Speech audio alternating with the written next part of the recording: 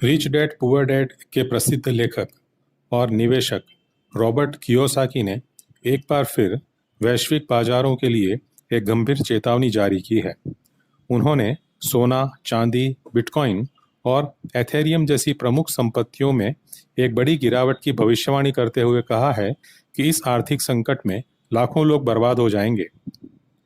Kiyosaki ने social media platform x पर अपनी चिंता व्यक्त करते हुए लिखा, क्रैश शुरू हो गया है, लाखों लोग बर्बाद हो जाएंगे। उन्होंने निवेशकों को सतर्क रहने की सलाह दी और इस आर्थिक उथल पुथल से खुद को बचाने के लिए ठोस कदम उठाने का आग्रह किया है। यह पहली बार नहीं है जब उन्होंने इस तरह की भविष्यवाणी की है। वह पहले भी अमेरिकी अर्थव्यवस्था और स्टॉक मार्केट में भारी गिरावट की चेतावनी दे चुके हैं। कियोसाकी ने अपनी पोस्ट में कहा कि यह गिरावट उन लोगों के लिए एक अवसर भी हो सकती है जो स्मार्ट निवेशक हैं। उन्होंने लिखा, कृपया सावधान रहें, यह आपके अमीर बनने का मौका हो सकता है। उनका मानना है कि जब कीमतें गिरती हैं तो यह जानकार निवेशकों के लिए कम दाम पर संपत्ति खरीदने का एक सुनहरा अवसर होता है। अपनी चेतावनी के बावजूद कियोसाकी सोना, चांदी और बिटकॉइन को लेकर लंबे समय में आशावादी बने हुए हैं। उनका मानना है कि ये वास्तविक संपत्ति हैं और आर्थिक अनिश्चितता के समय में सुरक्षित साबित हो सकती हैं। उन्होंने पहले भी कहा था कि जब डॉलर का मूल्य गिरता है तो इन संपत्तियों की कीमत बढ़ती है। कियोसाकी ने यह भी संकेत दिया कि वह बाजार में गिरावट का इंतजार कर रहे हैं ताकि वह और अधिक बिटकॉइन खरीद सकें, क्योंकि वह इसे अमेरिकी डॉलर के मुकाबले एक बेहतर बचाव मानते हैं। हालांकि रॉबर्ट कियोसाकी ने पिछले कई सालों में बाजार को लेकर अनेक भविष्यवाणियां की हैं और उनका ट्रैक रिकॉर्ड मिला जुला रहा है। उन्हें अक्सर एक परमा बियर के रूप में देखा जाता है, यानी एक ऐसा व्यक्ति जो लगभग हमेशा बाजार में बड़ी गिरावट की भविष्यवाणी करता है। कियोसाकी की सबसे बड़ी पहचान ये है कि वे लगभग हर साल एक बड़े क्रैश या बबल के फटने की भविष्यवाणी करते हैं। उन्होंने 2013, 2015, 2016, 2018, 2021 और 2022-23 में लगातार बड़ी गिरावट की चेतावनियां दी हैं। उनके स्ट्राइक रेट की बात करें तो वो बहुत कम है। उदाहरण के लिए 2013 से 2021 तक अमेरिकी शेयर बाजार S&P 500 ने जबरदस्त वृद्धि दर्ज की, जबकि कियोसाकी लगातार इसके गिरने की भविष्यवाणी करते रहे।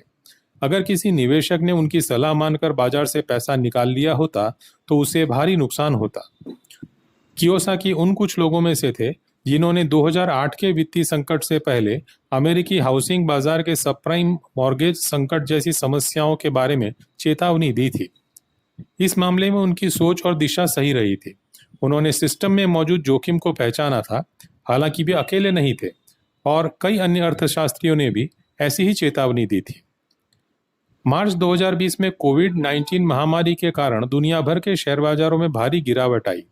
कियोसाकी उस समय भी बाजार में गिरावट की भविष्यवाणी कर रहे थे। इस भविष्यवाणी को आंशिक रूप से सही कहा जा सकता है क्योंकि बाजार गिरा, लेकिन उनकी भविष्यवाणियां अक्सर एक ऐसे क्रैश की होती हैं जिससे सिस्टम पूरी तरह ध्वस्त हो जाएगा। इसके विपरीत 2020 का क्रैश बहुत छोटी अवधि का था और बाजारों ने कुछ ही महीनों में एक शानदार वी शेप्ड रिकवरी की और नई ऊंचाइयों पर पहुंच गए, जिसकी भविष्यवाणी उन्होंने नहीं की थी। कियोसाकी सालों से एवरीथिंग बबल की बात कर रहे हैं, जिसका मतलब है कि स्टॉक, बॉन्ड और रियल एस्टेट सभी एक साथ क्रैश हो जाएंगे। अभी तक ये भविष्यवाणी बड़े पैमाने पर सच नहीं हुई है। हालांकि समय समय पर अलग अलग एसेट क्लास में गिरावट आती है, लेकिन सब कुछ एक साथ ध्वस्त नहीं हुआ है, जैसा कि वे बताते हैं। अगर हम एक सटीक स्ट्राइक रेट की बात करें तो यह बहुत कम है।